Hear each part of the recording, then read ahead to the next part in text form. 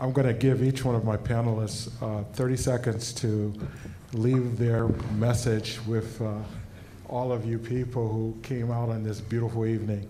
I'm going to start with you, Chris, okay? Once again, I appreciate the opportunity. I kind of echoing the chief. I appreciate the dialogue, and I don't see any adversaries here. I think there's a lot of things we can work together on. I think there's a lot of things we agree on. There's some things we disagree on, but I think the dialogue is important. I think, especially in this politically charged atmosphere, the more we talk and the more we exchange of views, I think it's beneficial for both sides. So I really appreciate that. Thank you, Chief. Yeah, I think that's well said. The open lines of dialogue, the trust that we build, I think will enable us, if we're ever in the midst of a crisis, to be able to withstand those crises collectively as a community. So again, credit to the people who are here. The Grand Rapids Police Department, and I can't say it enough, the men and women who wear this uniform, if I didn't believe in my heart that they're here to serve this community, I would ensure that they don't serve in that capacity. So having said that, these types of forums, we can't do them often enough. Your voice can't be heard loud enough. So I credit you for being here, and other opportunities, whether it's open office hours, whether it's a meeting with your captain in your respective service area, whether it's approaching an officer when you see him out on foot patrol. Your input, your directives, your thoughts are really of value to us, and they're directing the soul and the spirit of this police department. So thank you. Thank you, Chief. Commissioner Womack. Yes, I'll take part of my 30 seconds to say, even though I'll be at Chris' office this week fighting them on some subjects and some cases that we might have a disagreement, I do want to give it up for Chris Becker for bringing restorative justice, and the restorative board for bringing restorative justice to the juvenile system. By Chris Becker helping bring this to the juvenile system is diverting juveniles from going to juvenile and getting in the system. They have a chance to have restorative justice with their victims. So let's give it up for Chris for that. Because that was very major. I just want to tell my Latino community that I stand with you, because we're all people. I don't see color. I don't see any difference between anybody as human beings. And when I see what's happening at the border and babies being ripped from mothers and families and lost, it's just terrible. And I want the Latino community to pick on us at the Kent County Commission to make sure that we're not being a part of what ICE is doing here. I know they have a job to do, but when the executive office is saying that these people are rapists, these people, it just puts a negative thing into our federal authorities' mind, so they get more aggressive and make this more of a priority than chasing murderers and child molesters, because you're putting this upon a people.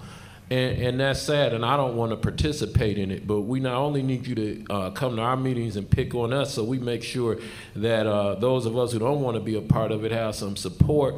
We need you to look at the county commission and understand we need Latino representation on the county commission. We need Latino representation on the city commission, because right now, I speak for everybody. But I'm not in communities where ICE is not running through our community the way they are when I'm at Ruthie's Barbershop on Granville, or some of the places Jose Flores, people that I go and spend money with on Granville, and I hear about ICE. So we definitely need representation, and we need everybody else to help support. There's not enough votes in the Latino community to get a commissioner there without the help of whites, blacks, and other human beings that understand there are qualified candidates in the Latino community. So if somebody steps up and they're qualified, we need to support them. I also want to thank Mr. Mayhew for bringing up Legalize Michigan, because the marijuana laws have not been distributed equally. I've been in foster homes and went to white schools where the police walk up and I say, "You're in trouble, you're going to jail, you're finna get knocked to the ground." And it's like, throw that away. You kids shouldn't do this. And I've been in the black community where it's like, okay, you got some weed, the detectives say you must be selling it. So it hasn't been fair, and that's the only reason I do support Legalize Michigan. I don't want to see anybody doing drugs. But beer is a drug to me too. So I do support it because legally it has not ever been fair. It's already legal for some people and illegal for others. So, and I thank ACLU and everybody that brought us here together today. Thank you, ACLU, for letting me be a part of this great event. Shelley? You know, I'm obviously not from this community. I have to say that I've been to many of these, and I appreciate so much how you all have these dialogues. I think they're really important. I think you've got to keep pushing, and you dig in really well, and you make sure that, you know, you get answers and you continue to have dialogue. I think that is fabulous. I commend you for it. I do want to say that there's several important things on the ballot this year, including an initiative to make sure that we have a constitutional right to make sure that you can vote, that you can vote absentee, that you can vote up to the day of the election. So I hope that I hope that you'll all, you know, register and make sure you support some of those initiatives. And then the last thing I want to say is, like, you know, it's a weird world right now, and I am real scared. I'm not kidding. I'm real scared, and I just want to say I hope everybody will continue to, you know, not only ask the tough questions, but confront these horrible things that are happening, and stand up proud and stand up loud. And, you know, we've got to address what's happening in our country. And so I thank you all for taking these steps. So will you join me in putting your hands together for our guest?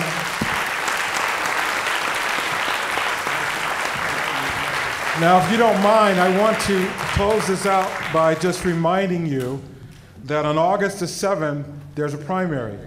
Now, here in Kent County, there are 2 open judge seats, and there are 6 individuals running for judge. So I want you to investigate them and find out which 2 will better serve this community. That's August the 7th, okay? Remember this, that irrespective of what the chief does here or what Chris does here, a lot of times the final say is going to be with the judge. And we have an opportunity to put 2 new judges on the bench. So I would hope you would take that responsibility very seriously, not only decide who you're going to support, but get out there and support them financially and make sure that you get the word out. I can't tell you which of the 2. You have to make that decision for yourself. Thank you again, and thank everybody for coming, and have a good night.